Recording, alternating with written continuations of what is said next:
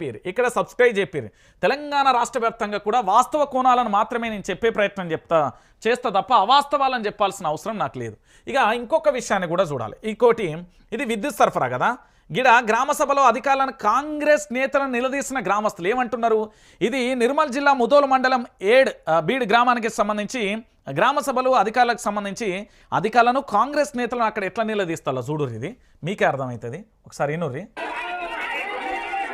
వీళ్ళందరూ అడుగుతున్నారు,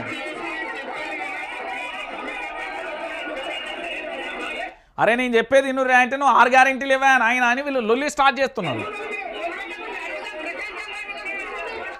ఇది ఇట్లున్నదా పంచాయతీ? ప్రజలు ఎట్లా ఆగ్రహంతో ఉన్నారంటే, ఇది కోదాడ మండలం గుడిబండ గ్రామంలో ఏర్పాటు చేసిన గ్రామ సభలో ప్రజలు ఆందోళన వ్యక్తం చేస్తూ రేషన్ కార్డు జాబితాలో తమ పేరు లేదని, తమకు ఇందిరమ్మ ఇల్లు రాలేదని ఆగ్రహం వ్యక్తం చేస్తున్నాయి. ఈ తీరు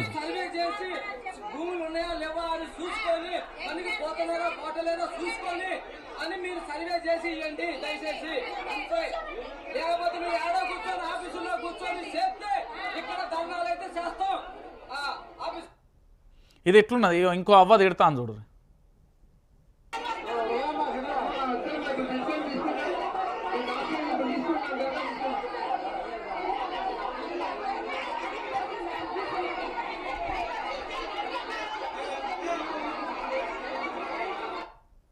ఇక్కడ తెలంగాణ రాష్ట్ర వ్యాప్తంగా సమస్యలు ఎట్లా తాండవిస్తున్నాయని చెప్పడానికి ఇది ఒక నిదర్శనం అండి.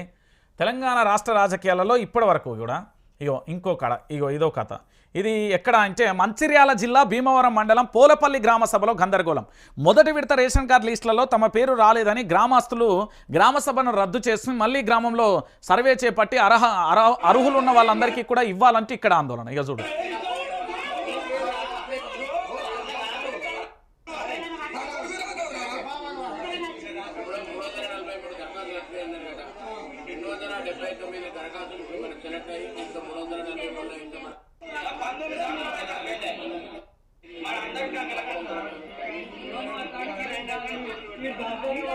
అర్థమైందా? ఇది తెలంగాణలో జరుగుతున్న పరిస్థితి. గ్రామ సభలకు సంబంధించి ఎక్కడికెక్కడ కూడా నిలదీస్తూ అడుగుతున్నారు. అయ్యా ముఖ్యమంత్రి యనుమల రేవంత్ రెడ్డి గారు కేవలం కాంగ్రెస్ పార్టీ కార్యకర్తలకే ఇస్తావా, మరి తెలంగాణలో ఉన్న అన్ని వర్గాలకి ఇస్తావా, నువ్వు ఏం చేయదలుచుకున్నావు తెలంగాణ ప్రాంత బిడ్డలను అని కూడా అడుగుతున్న పరిస్థితి కనబడుతుంది. నేనేమంటున్నానంటే వైఆర్టీవీ అనేది మీకు ఎప్పుడూ అండగా ఉంటుంది. తెలంగాణ ప్రాంత బిడ్డలకు నేను చెప్తున్నా, ఈ తెలంగాణ ప్రాంత ప్రయోజనాల కోసం, తెలంగాణ ప్రాంత బిడ్డల కోసం, ఇక్కడి హక్కుల కోసం, ఇక్కడి వాడిగా ఇక్కడి ప్రొఫెసర్ జయశంకర్ గారి ఆశయ సాధన కోసం, 1200 మంది విద్యార్థుల ఆశయ సాధన కోసం వైఆర్టీవీ పనిచేస్తుంది. నా ప్రశ్న ఇంకా బలంగా వినిపిస్తుంది. అతి త్వరలో కూడా మీకు ఇంకొక 4 ఛానళ్ళను కూడా ఇంట్రడ్యూస్ చేస్తా. అతి త్వరలో కూడా దాన్ని రిలీజ్ చేయబోతున్నాం. నాకు తెలిసి భారత రాజ్యాంగానికి సంబంధించి 26వ తారీఖు లేకపోతే మరో తారీఖు కూడా నేను దానికి సంబంధించి మీకు రిలీజ్ చేయబోతున్నా. నేనేమంటున్నానంటే వైఆర్టీవీ ఒక్కటే ప్రశ్నిస్తే చాలదు, దీంతో పాటు మరికొంతమందిని కూడా ప్రశ్నించాలి.